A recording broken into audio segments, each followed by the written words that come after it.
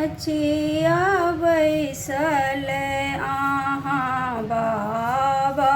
हैं मंतरी सी सुनो बाबा बचन हमार यो मचिया बैसल आहाँ बाबा हैं मंतरी सी सुनो बाबा बचन हमार यो जिनका घर बाबा कन्या कुमारी से हो कोना सुतथि निश्चिंत यो जिनका घर बाबा कन्या कुमारी से हो कोना सुतथि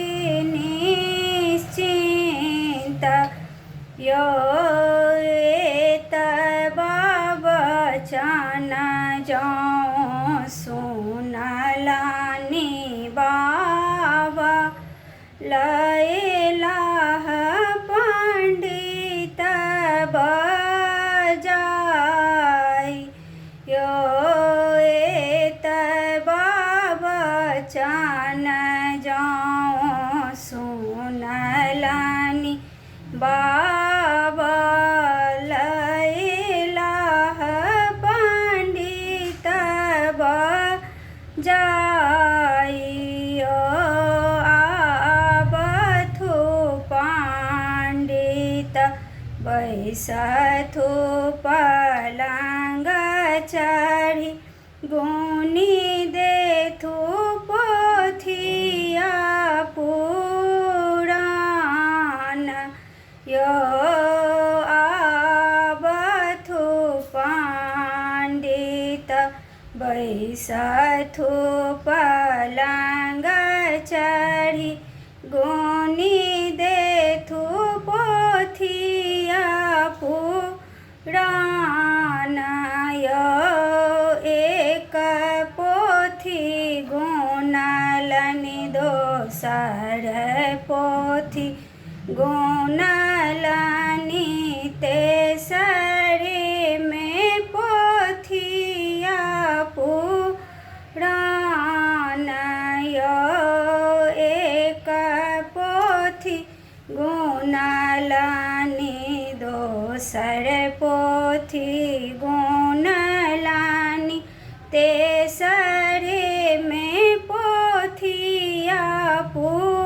पुराण यो महारे जंगल बीच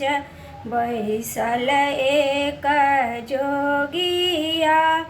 हुनी संग गौरी के बियाह यो महारे जंगल बीच बैसल एक जोगिया हुनी संग गौरी के बियाह यो अरही बन सौ खरही कटाएब वृंदावन बीट बाँस यो अरही बन सौ खरही कटाएब वृंदावन बीट बाँस यो देव पितर लोक मरबा उठाओल ऊपर पीताम्बरी तानी यो देव पितर लोक मरबा उठाओल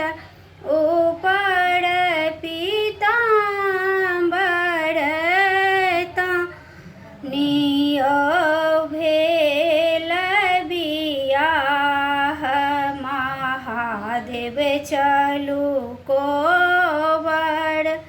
गौरी लेल अंगुरी धराइयो भेल बियाह महादेव चलू कोबर